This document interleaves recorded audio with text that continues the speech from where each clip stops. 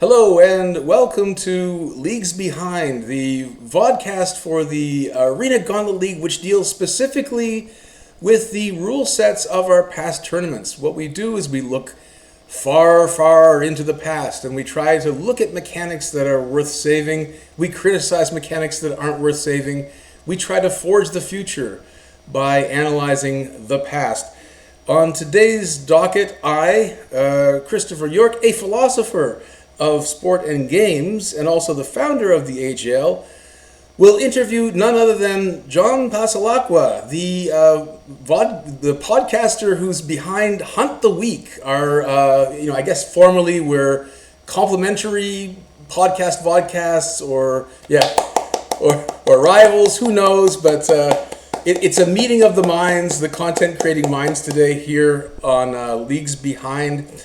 And we're going to look at a tournament which is very special to me, and I think also very special to John, Strixhaven. Welcome, John. Thank you. Thank you so much for having me, Chris. I'm excited to be on the show. I'm a fan.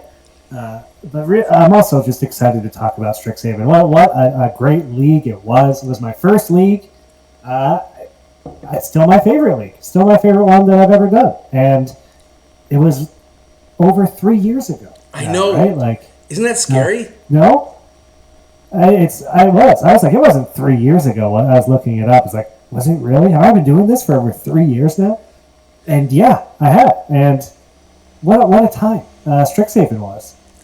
I mean, is it just the fact that it's never as good as the first time, to quote Sade, John, or have we just not made another league as good since then?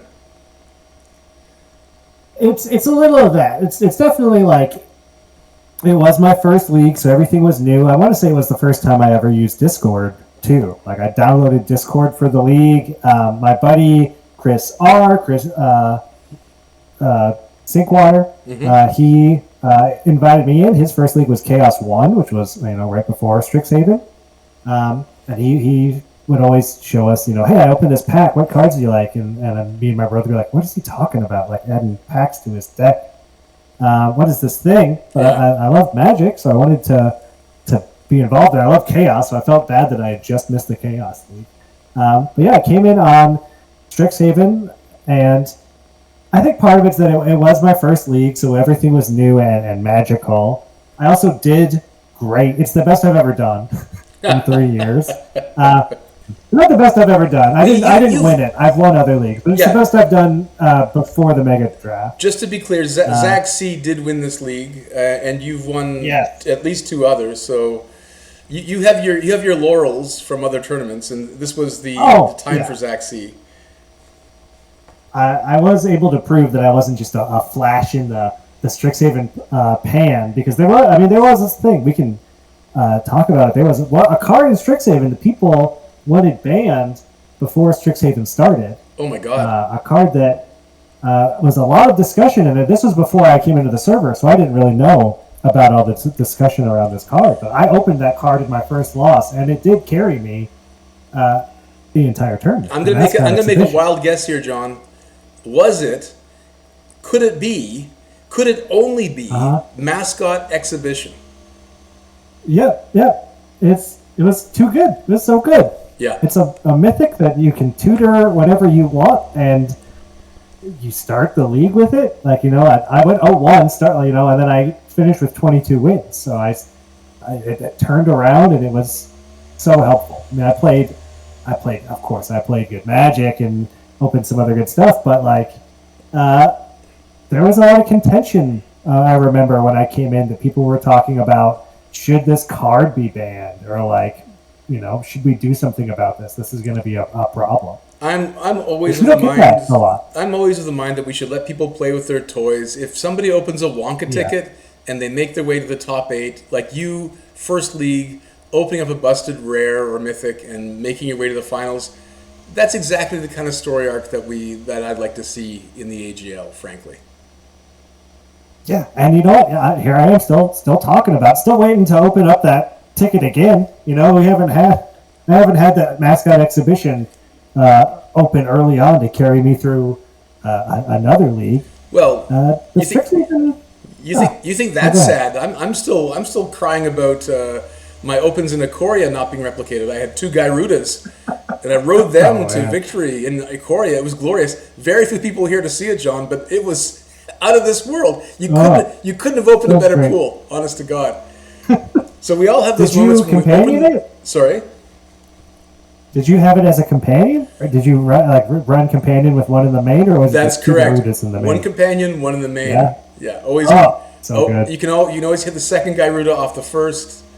Just keep them rolling. So I know what you mean about, and I think that in this tournament, to go back to mascot exhibition, I think Zeke had 2 of them, and Zeke was peak Zeke. This league as well. I think that might have been like a high point for him as well, to ride on those 2 mascot exhibitions and just like rub it in everybody's face. It had to feel good. It had to have felt great. It was Zeke's first league as well, if I remember. So I know me and him are both kind of fighting for rookie of the league, and he had a crazy deck because Strixhaven was the first set to have the bonus sheet. This was the first bonus sheet set that they had done. So I remember Zeke had a time warp in his deck.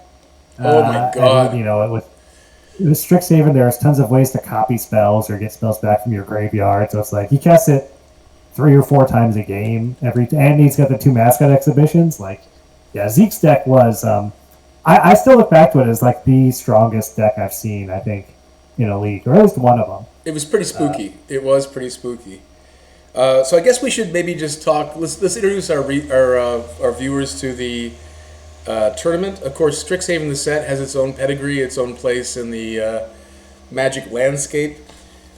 Specifically with this tournament, right? What was new is we're coming out of a long series of either vanilla leagues or pure chaos leagues, and this was our first online faction league.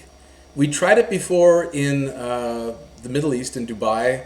Where we did Khans of Tarkir, the OG, and then later on in Montreal, we did 2 faction leagues in a row with Guilds of Ravnica and Ravnica Allegiance. Those were lackluster compared to the Khans of Tarkir, original faction league, but I think that's because those sets were so relatively underpowered, right? And then moving into the online era, we have Strixhaven as our first online faction league, which means that we split the entire server into 5 factions: Prismari, Quandrix, Silver Quill, Lorehold, and Witherbloom. Right? And the idea was that we give the highest performing on average school or college or what have you faction a prize payout from the total sum. So I think it was like $200 or something, roughly, for the winning college. And that set up an amazing sort of rivalry right out of the gates that animated the league in terms of its interaction. And we were together, of course. I was the dean of Lorehold College. And, of course, the dean was the previous top-performing league players from the 2020 to the 2021 season through to Chaos League. I'd won Ikoria. I just won Chaos League. I was at the peak of my powers, John. And I was the dean of Lorehold, the least popular college of all time. Yeah, and so no one wanted to be it. So basically the way it worked is like the deans were like 5 of the highest performing players, and then we kind of just basically snake drafted our way through all the players based on their past performance, and then we got the newbies like yourself who were just like, scratch tickets, right? Scratch lotto tickets. Some of them could be diamonds in the rough, some of them could be stinkers that never played their matches. It was just like, God knows, raw recruits all. And you were called our students at the time, right? So once we had all our students in place, though, and the weeks of play started to march along, we began to tell who the best students were, and they were the highest ranked students were called champions. And champions could play champions to get even extra points for the college and therefore increase our odds of winning the faction payout prize. You were the champion of Lorehold for a good portion of the league, I believe, John. Definitely the last 2 or 3 weeks I was the champion. I kind of laid low in the first few weeks. There was always someone else in Lorehold that was doing really well, but at least the last 2 weeks and maybe the last three, and I, represented Lorehold in the mega draft all the way to the end. So maybe you can speak a little bit about the league's, specific mechanics and what it was like to play with those mechanics, your input or your feedback on those. What parts worked, what parts didn't, etc.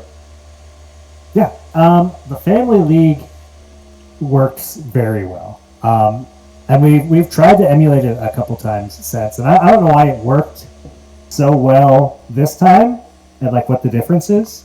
But like coming in and not really knowing anybody, I think family leagues are great to like first league entry. You're forced to like interact with people basically, which is awesome. Like for me, that's great. That's like gonna get me more involved than if I was just kind of doing my own thing. So I loved it. I remember you, as the dean, were always like pushing me to take games or like pushing me to stream games. You'd always be like, the LFM up. There's an LFM up, guys. Who's going to take it? John? John, you want to take this guy? You can take this guy, John. Or just like such a good motivator, I guess is what I'll say. But like, a showman. Like, hey, go out there and give him one from Chris. I remember that happening a lot. Well, I was like the sort of, I was the has-been coach at that time. That was not the league for me because my individual performance was middling at best. So all I could do was say, go out there, rock, murder the bum. That's all I could do. So I tried to pay it back to my college by just watching the LFMs, trying to find good matchups for my new pupils. And I'm glad to hear that my obnoxious, hectoring wasn't taken in a bad way. And was taken with gratitude. I loved it. No, yeah, I like it. It's a motivating factor. And of course, like I'm new. I don't know who anybody is. I don't know who Chris or Damien or Jesse or Richard or Maxime. I don't know who anybody is in the server. They're all just people, and they're all people I want to beat. That's all I know. So you also learn so much in a family league. All the big personalities come out. Everyone that's in charge of their family. They have a lot to say. And they talk a lot of smack. That's so fun. Like I love that kind of stuff. Yeah, that's one thing, right? Richard, we haven't seen we haven't seen that level of smack talk in a good long time. No, it's definitely it's toned it down a little bit. There's more good sportsmanship, which is fine. No, I think which is fine. There was a lot of good-natured ribbing, though. I think, as well as sort of like gamesmanship happening. I kind of missed that. I kind of missed that elbow in the ribs. Yeah, it was a lot. There was a lot more back then of streaming games and like talking to the person. Like that happened a lot, and this also happened a lot. That I don't see this happen anymore at all. Which is streaming and then saying, hey, I'm going to deafen. Why don't you guys talk about the game while I do that? Like, that used to happen a lot. Where kind of anybody would commentate or anybody would be like, yeah, watch my Lorehold guy beat up your Silver Quill guy. And, like, they would deafen, and all of a sudden there would be a group, and, like, you got 10 people talking. Oh, what about that play? I don't like that play because of this. Well, I like this play. I don't see that really happen anymore. Yeah. And that was a really cool thing to like. That's a good way to learn people's personalities, is to see how they talk about Magic or like what they would do. Yeah, and also just to learn strategy. Forget the personalities, like just to think of strategies and takes on cards, evaluations that you wouldn't make, all that stuff. And so I think that what we have to sort of take as a note here is that if we want socializing to be encouraged in our leagues, we need to take a steady hand and sort of design mechanics that reward it directly, I think. Mm-hmm. And so I think so. Yeah. So things like feature matches, they don't just die for no reason, right? Like in the Modern Horizons 3 league. That was a kind of laissez-faire, do-as-you-want league. There was no motivation to socialize whatsoever. Mm-hmm. And I think that was, mono set. I can complain about that because I like Chaos too. But it was that we didn't support socializing in any way. And it's okay to have a league like that maybe once a year, but that can't be the norm because it really dissolves the bonds of community. I think that is a big strength for our server. Yeah, I think you're right. You know, the community is great, right? 'Cause we all love the community, but it is more fun when people are involved and like doing stuff. Like everyone looks back on MKM as, you know, this amazing league. It's because everyone was involved and everyone was a part of it. You know, it's you couldn't avoid it. It adds a lot. It really does. Yeah. And I think like Outlaws of Thunder Junction even did a good job in that, like just sort of engaging people in terms of like sharing evaluations and strategies. Like we made a sort of like dynamic mousetrap problem for people to solve, right? And put just enough cheese in to make it worth it. Yeah. Yeah. I totally agree. And like that's what's nice about family leagues is everyone has their little community. Like the server chatter as a whole dies down, but then everyone's in their own little bubble, like having a great time. And I remember we had like a stat sheet, you know, to keep track of other people. That was back when like conniving was almost more encouraged too. Yes. Where it was like, you know, figure out anything you can about them. Like try and trick them if you can, if that was even possible. But it was like there was trying to be tricky, you know, and you were trying to like fake people out sometimes. It'd be like it looks like I'm in the LFM, but actually we're going to send out so and so in the LFM who's going to have a much better matchup against your deck, and like weird stuff like that. And again, it's just they don't do that kind of stuff anymore. You know, like whenever we do a family league now, everyone's always like. They're so nice. Everyone's so goody-goody. No one wants to do anything too crazy. Yeah, I did like the amount of like energy that was on display. Like everybody had their own. I remember that rumors of colleges having like spreadsheets ranking the players of every other college. Yeah. Just subjectively, like how great or crap their decks were, bombs that they could expect, and like general play style. Like, you know, if they had a great deck, could they still be relied upon to be sloppy, or would they play tight? It was like the threat level, you know, with color bandings and things. Yeah. Was that us? Was that Lorehold that did that? I think we did something. We had some of that. I think everybody had it though, because we definitely have like. I remember Zeke being like his name being read out and saying like, "Do not play!" Exclamation mark! Like, That's do not right. play this person. That's right. He will win. Yeah. But I think it's something everyone was doing. Everyone was conniving. Everyone was conspiring. Oh, everyone was, and that's what made it fun, I think. And you know, it's the idea that like it kind of builds the tension in the tournament. It builds the excitement, and it builds the idea like I've got people looking out for me. I'm not in this alone. Like we are facing you know, formidable opponents, but we have all the resources we need to triumph if we work together well. Yeah. And so that was exciting. That was the thrilling dimension of the tournament.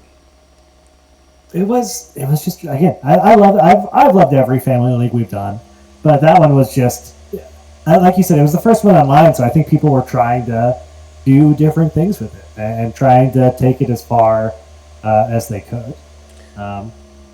We also had the champion matches, which I think haven't been really replicated. It's tried to been replicated, but the champion matches were their own thing that were really unique and really fun. And that's where, you know, every school, their top player, they didn't have to, but they kind of had to if you wanted your team to compete. Peer pressure. That was the kind of problem with them. Peer pressure was a thing. Like, it's like you don't have to play the 4 best people every week, but if you win those games and your team wins, you're helping out your team a lot. And if you don't play the games, you're not helping out your team. But those were great. They were, you know, the best players of the week playing, and they would always announce like, "Hey, tomorrow at 8, tonight at 9." It was always announced ahead of time, so people could get excited. And I don't feel bad about like putting peer pressure to stream or to face other tough players on people who are already in or circling the top 8. Right? That seems to be appropriate.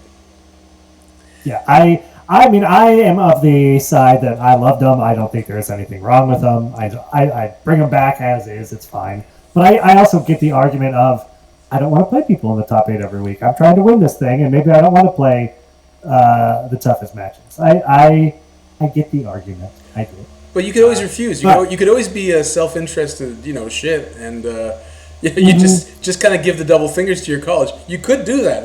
But then you're letting down like 20 people who are gonna like rag on you or get mad at you or like be disappointed in you. That's a bummer. That's a little bit of a bummer. Just for those who don't have the rule sheet in front of them, I'll read the rules about champions.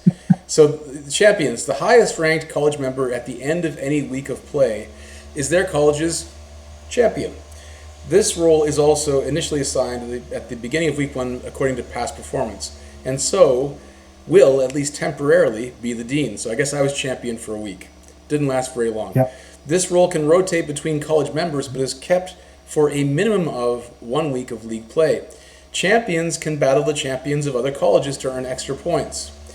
So the idea was that, if you're playing against any player, right, you get 1 point like in a regular league, but you get bonus points for playing people in different colleges, right? You get an extra point for a win against somebody from another college. But a champion versus champion match gave 3 extra college points towards the total for the faction. Yeah.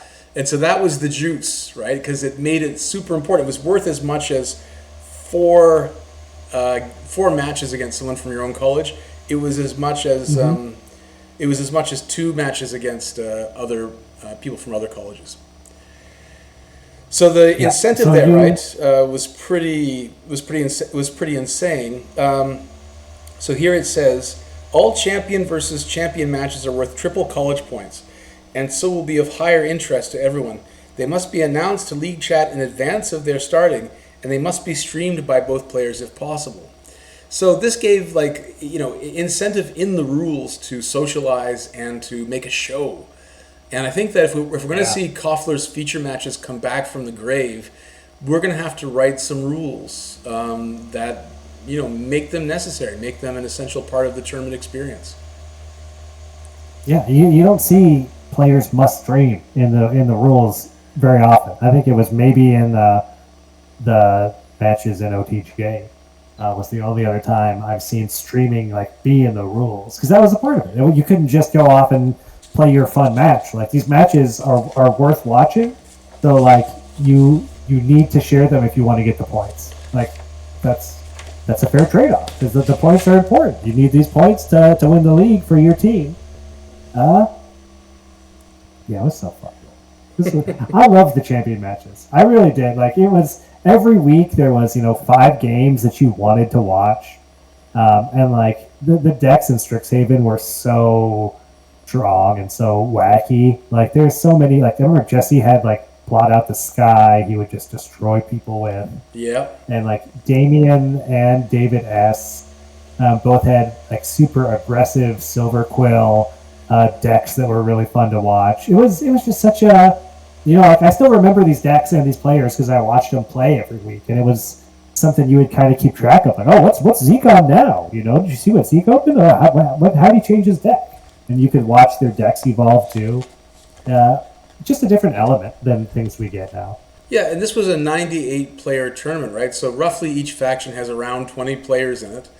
And, to have you remember so much about that league from 3 years ago and having that many players in the mix, it certainly says something about the design that it left that much of an impression. So I think there are things that we should think about saving and reviving possibly from this league, since both you and I and most everybody that we speak to that played in that league have good memories of it. If you were doing Strixhaven again today, John, what would you keep? What would you cut? What would I keep? What would I cut? This is so one of the rules that actually looking back on, I didn't even know this was in the rules. I thought Strixhaven was a Strixhaven only set, and it wasn't. It was a set where it was the last, when you took a loss, it was the last 6 standard sets was the choice. Yep. I don't remember seeing a non-Strixhaven card that entire league. It was, Strixhaven was the first set with the bonus sheet, as I said earlier, but it was also the first set to be kind of banned after we did it, where it was after Strixhaven, The next set was like Bow or one of the Innistrad sets, and it became Strixhaven 2.0. And it was after that the rules changed a little bit, where it's like, maybe it's not any of the last 6 standard sets. Maybe it's not Strixhaven for a while. Hold on, I lost my train of thought. How did I get there? What would you cut? What'd you keep? I would first I'd make it Strixhaven only, because I think that's just how the set was anyway. So, John, you're hurting me. I'm sorry, you're breaking up. You're breaking up. I can't hear you. I'm sorry. This interview's over. I feel like it was one of those sets where it was a trap to not go all Strixhaven. So it was like people weren't set up for success by having the option of doing other things. Let me ask you a question. This is a design question. Yes. Should the LC leave in what you call traps for the players, right? So should we include punishment packs that are, let's say, not synergistic with the main set or that are relatively underpowered, just so the people who want to have fun with them can have fun with them? Or should we only have, like, in the case of like Strixhaven, where you've deemed it to be kind of like a mono-set league or desirable as a mono-set league, should we just cut out all other options and sort of force people to play Strixhaven like we did in Khans of Tarkir? So tough. Don't ask me hard questions. Chris, come on. I'm here for easy questions. No, that's Hunt the Week. Hunt the Week has the easy questions. I got the hard questions over here. Here's the thing is that, like, I like the Chaos Leagues, right? I want the other sets. But if I have the choice and there's a choice that I think is obvious, I don't know. Like, I guess my question for you would be, you said you didn't do very well. My guess is you didn't take Strixhaven packs. Do you remember Strixhaven as a set where you're like, I had fun because I went off book? Or do you remember Strixhaven as like, man, I didn't do well because I didn't grab Strixhaven packs, and I wish I did. I don't know. It's less. I don't know. I mean, it sure does seem like that was the tournament to have a mascot exhibition. It sure does seem that way in retrospect, right? Clinging on to the teat of Strixhaven, hoping for that trickle of milk to come out for that lucky mascot exhibition. Yeah, it was also just like, it was a set that was so synergistic that you were hurting yourself by not doing it. I mean, personally, I would say I think you leave the traps there. Yeah. But by leaving the traps there, you have to deal with the people that come in and get caught in them and don't enjoy the league because of it. And I think that, because like, if you're the kind of person that enjoys going offset and doing your own thing, that's different than the kind of person that says, well, I didn't know, I just started playing and I don't know what any of these sets are, so I don't know what I'm doing. Okay, so you've actually identified something interesting here, John. I think that maybe we should put like a Surgeon General's warning on what the LC identifies as traps in the rules. Like, we understand that smoking's bad for you, but if you really insist on doing it, here's a punishment pack you might be interested in, right? So I think that's more fair, because the biggest drawback I always hear on like the sets where it's like, oh, there's so many punishment packs, it's the people that haven't been playing very long and they just don't know. So like they're experimenting and it's usually to their detriment, and I think it takes away from the experience. But if you're the kind of person that's like, I just want to have fun and do whatever, then that's fine. I think that's fine because you know what you're getting into. I don't know, John. I grew up in Magic in the 90s, right? And Magic in the 90s was like a whole ton of trap cards. You know, like Storm Cauldron and, just weird cards that looked like they did something but didn't do anything. And you try to make them work and you'd feel like a dunce because you put all this work in to make these bad cards happen. And 9 times out of 10 they wouldn't pay off. But that was like the school of Hard Knocks. And I think that some people, I mean, I like learning like that, trial and error, dare to make mistakes, that kind of stuff. I think there's value in that, right? I mean, I agree, and I like that. But Magic is easy now. Magic is expend 4. If you spend 4 mana this turn, guess what? You get a little prize. It's everything's built in. Everything's easier now. There are no trap cards, right? Maybe a couple. I'm not playing Necro Dominance in Modern Horizons 3. but there's everything is so different than it used to be. I mean, I'm here for it. I like the weird stuff. I like the chaos. I like the random. I like figuring it out as I go along. But I don't know that I am every player. You know, I guess is my point there. Everyone kind of is different and wants their own thing. I took your answer from a previous question. I kind of ran with it and I got you off course. So, other than keeping Strixhaven mono set, what would you do differently? I mean, the family thing was great. Keep it family. I loved it. I like the champion matches. I think I would change. I think you change champion matches in a way where like they're still mandatory, but if you don't want to play them, you can step down as champion, and someone can step up that wants to do them. Maybe something like that. Right. Like a way to take out the feel bad. Right. That's not bad. So, that's a good idea, John. Something to that extent. But like, I still loved it. I still loved everything about the champion match. Yeah, it kind of goes back to our point earlier about watching streaming. Another fun part of the champion matches is sometimes the two players would trash talk like crazy trash talk the entire time. Yeah. Or they would mute themselves and you'd have 20 people commentating on the game, which was also really fun. And you never know which one of those two things was going to happen, but always one of those two things happened. Which I think made them also more entertaining. Like, they were very entertaining to watch. I do think that has an important role to play, right? So, we should be... I mean, if our tournament series has any benefit over just grinding out matches on the Arena client alone, it has to be due to some entertainment factor that we provide that's unique, or some kind of opportunity to socialize that Arena doesn't offer as a piece of software, right? So I think once again we're kind of on the horns of a design dilemma that we kind of have to force socialization somehow.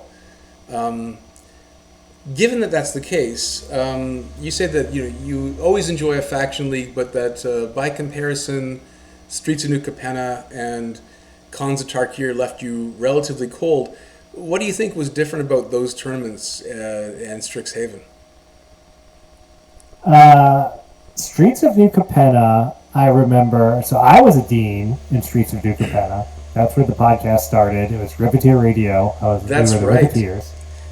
And I was the underling in that scenario. The student became the master. Yeah, and you came over. It was a nice full circle thing that happened. It was a fun storyline for me in the league.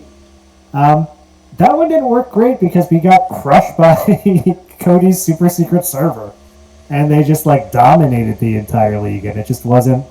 It's not fun when you're losing. I don't know if it was the champion matches. I don't remember us running away with Strixhaven. Like, Lorehold did end up winning in the end. Yes. Let us never forget. I don't remember us like being a lead for until maybe week 5 or 6. Like, I want to say it was close. It was a lot closer throughout the whole length of the tournament. SNC, we just got stopped. And it was just like, once you're losing and you can't win, and you have weeks of playing, we're like, we're not going to win 40 games or whatever it was. Right. We're like so behind. Yeah, it was a foregone conclusion. Well, it takes a lot of the enthusiasm out, and if one person loses it, kind of everybody loses it because you're playing as a group, right? So they had a super team. I don't know how they stacked those stats. I don't know if there were like some new players who proved to be like completely OP. Or maybe the sorting hat algorithm was different for SNC than it was for Strixhaven. I know Raphael. That was one of Raphael's first league, and he was on the winning team. Jordan was on the winning team. Never hurts. Adam. It was just a stacked team. Like, yeah, you look back and it's just like big names. The big names of the server. I think that SNC as a set too was probably less exciting than Strixhaven. As a setting, as a setting, it didn't have champion matches at all. I don't remember what the mechanics were besides just like team stuff. But it didn't have there was like different weekly things to do each week, right? And that's right. You got points for like playing, I mean, you'll get to it on your show, but there was the mechanic. There's like you have to play one of every other family. When you do, you get a bonus thing. But then one of the families said they would never play any of the other teams, which threw off that one team's thing. Like it was gameable and weird. It didn't have a champion mechanic. Is kind of my point. Didn't have the hey, we're fighting it out against each other brawl aspect that I liked so much in Strixhaven. And Khans of Tarkir, man, that's a tough one because I love Khans of Tarkir. I just don't think the Khans of Tarkir League. I don't know. I just don't know that it worked great in the sealed setting and the sealed format. The matches that they did, the stream matches were good. So I like that it came back, but it still wasn't the same. It was a little different, right? It was the con matches and. I don't know. It just didn't feel the exact same. Other than that, like I like all these leagues. I like all these family leagues. I still like them. I think back to them fondly. I didn't dislike any of those, but none of them had the spark. I guess the Strixhaven had, and like I said, it could just be that it was my first league. Could just be that it's been one of my favorite draft sets in the last few years. It was a really good set. Right. I know Cons is a great set. I love Cons. I don't know that I'm thinking of SNC as like an all-time draft set. It's good, but I love Strixhaven. Like I really, really like Strixhaven a lot, which I think helps. Like if the set's really fun, it makes everything a little bit more fun. And like I said, first-time bonus sheet. There's a lot of firsts with Strixhaven. The set itself that made it different and new and exciting in ways that Magic hadn't been. At least in my time playing. Right. So it felt special. It felt like a special thing. Maybe too in terms of immersion, right? It's sort of more innocent fun to sort of imagine yourself in a Harry Potter world, rather than to imagine yourself as the Khan of a Mongol horde or as the boss of a crime family. Maybe that's just a bit too grim. In terms of flavoring, right? I think maybe that's one of the attractions about Bloomborough that we're kind of hearing already is like people want this soft, fluffy, furry animal set where they get to sort of imagine that they're in a pastoral setting, frolicking in a river, or, collecting acorns or whatever. So maybe it is just the setting in this case that makes it and the set, as you pointed out, that makes it such an attractive package. Along with that, like enforced or encouraged socialization. It's not just like, here's your faction, go nuts. It's like there are articulated points of contact in the rules between people of different factions for strategic advantage. And I think that we have to, we got to pick that up again next faction league. Yeah, I mean, there's so much that goes into a faction league, and it's hard to say, because I feel like a faction league is only as good as the people leading the faction, because it's like they kind of dictate the tone of the whole league because they have so much power, like not only in their little group but across the whole server, as they're like people to look up to and like respect or fear or whatever it is.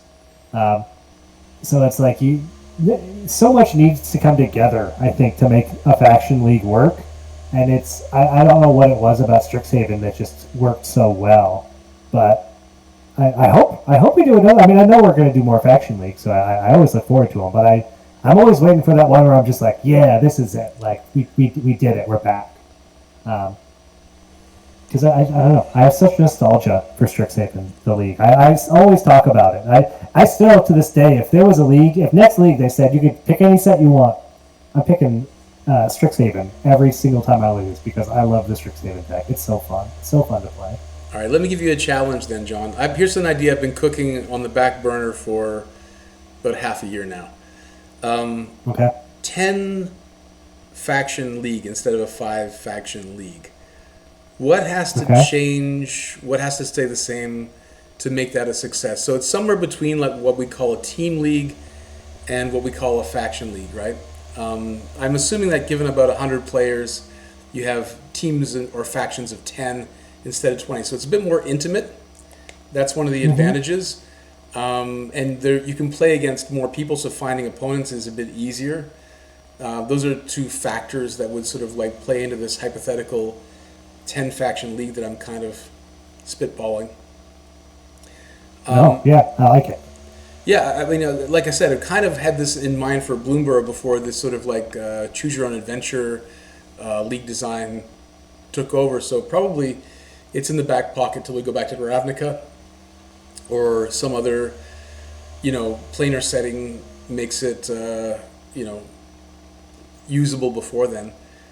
What do you see as the disadvantages or advantages of more factions, double the factions, as opposed to the simple 5? Yeah. So disadvantage. The five makes it clean. You play 5 games a week. There's 5 factions. It's easy to make that work in some way. Somehow with rules or mechanics. Once you get to 10 factions, you can't really do the I guess you can still play every faction, but then it's even harder to do.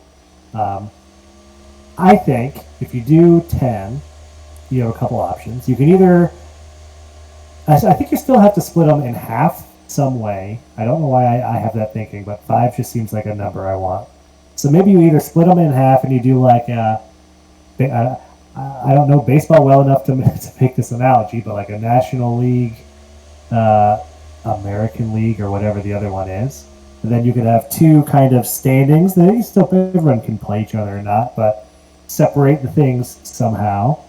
Or 10 factions. Maybe every week 2 of the factions group up and, partner up. Maybe I don't know, the movie The Warriors, where it's all the gangs in New York. It's these 2 gangs ganged up this week, and next week you're going to be with this other group, and maybe something happens when you do or don't. I don't know. I think the upside's definitely easier to find games. It's not that not playing your own team was ever a big problem, but it's a little annoying when it happens. And you're oh, sorry, I'll wait for the next one. Maybe less people means you can do less for your team. It's hard to have a stat sheet guy and a bunch of people scouting when you don't have as many people to be doing that work, or to be building up the group mentality. So maybe, if half the people involved in your group aren't motivated, it kind of kills a lot of the motivation for the rest of the group. I can see that being a downside. I don't know. That's what I got, Chris. All right, now, just thanks for spitballing with me and taking on some hypothetical league design homework. I appreciate that. I guess happy to try it. I'm not much of a designer, but I'm happy to try. You do post some stuff in the League Crafting channel, right? You are a voice there sometimes. I've noticed you pop up. I try. Yeah, I try. They're not always great. I have I have a film background, and when we would always say in the writers' room, there's no bad ideas in brainstorming. So it's any idea I have, I'll just put it out there. Most of them aren't real ideas, but every now and then, one of them might stick. Not too bad. Get some uptake. Yeah.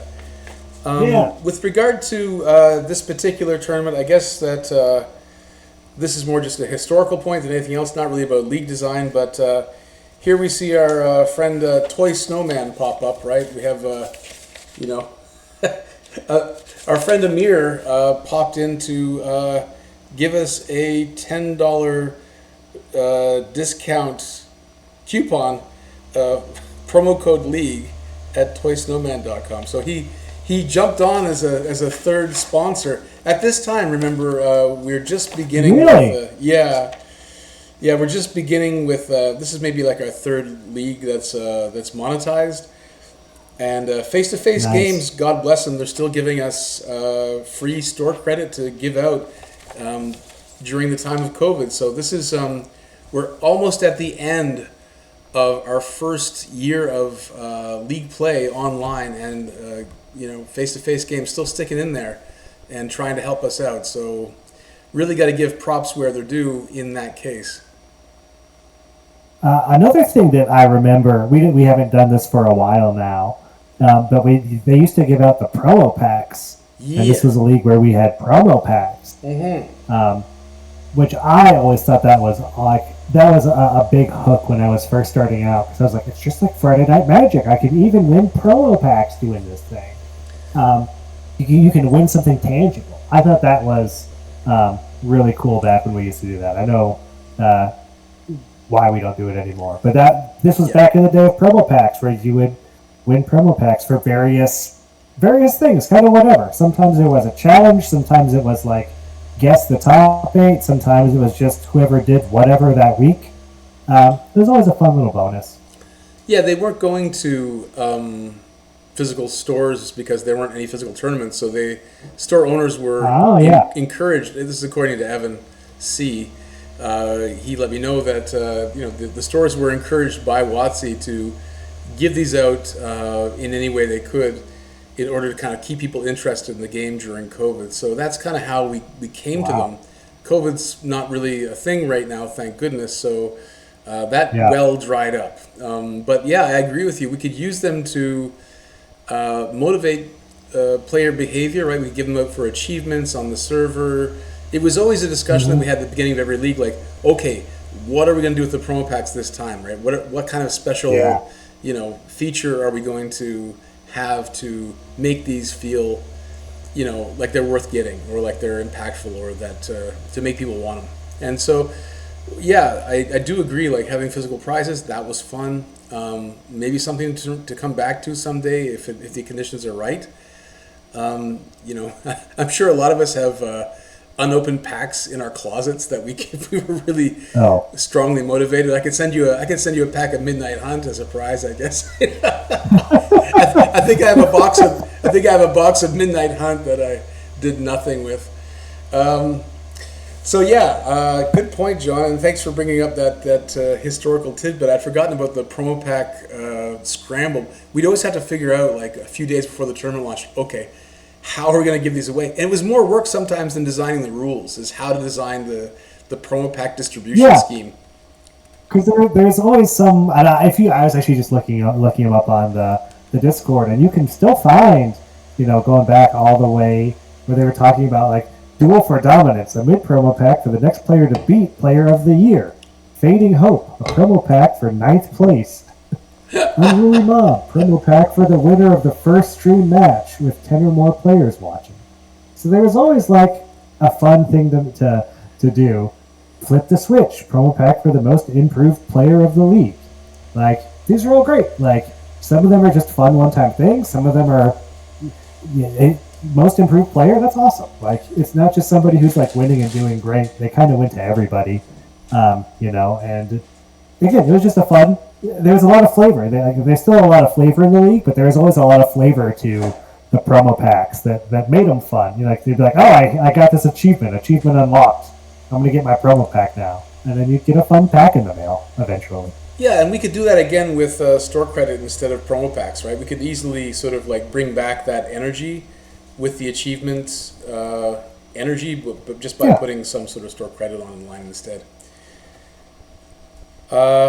All right, my friend. It's just a fun extra thing. Yeah, exactly. Something we could do. We're rounding out towards the end of our vodcast, John. Is there any chair you want to put on top in terms of looking back on Strixhaven? Cherry on top of Strixhaven. Strixhaven, I still have so many memories from so many players from people that are still in the server and people that aren't anymore. People like Jesse who come and go, but like I feel like I really got to know people in Strixhaven, and I got to know a lot of great people on the server, and it's one of the reasons I stuck around is because I wanted to prove that I was good. I top 8'd, I lost in the finals of the Mega Draft. I wanted to come back and prove that I could win one of these things, not knowing who that car was and not knowing that I lost in the finals to like one of the best players on the server. Zach's amazing. But Strixhaven was a special time. I mean, it was early on in the league's history. It was different back then. It definitely was a different vibe. Like you said, there was more trash talk. You definitely would get ribbing. There wasn't as much salt as like people might get these days or something. I don't know what it is, but it was special, and it's it's something that I always look back on fondly. I can't believe it was 3 years ago. I can't believe it's been that long. That's crazy to me. Yeah, me too. Me too. Yeah. Well, John, No, bring back Strixhaven. Bring it back. make Strixhaven great again. All right, John. Bring it back. I want 9 packs of Strixhaven. Thanks for looking back with me through these rose-colored glasses at the tournament of Strixhaven, and we'll look forward to hearing you in the next episode of Hunt the Week. I'm a big fan. Looking forward to hearing what you come up with next. Thanks again for your time today, man. Hey, thanks for having me on, and thanks for doing the show, Chris. I love watching it every week. I'm happy you're putting out content, so keep it coming. Cheers, man. Cheers.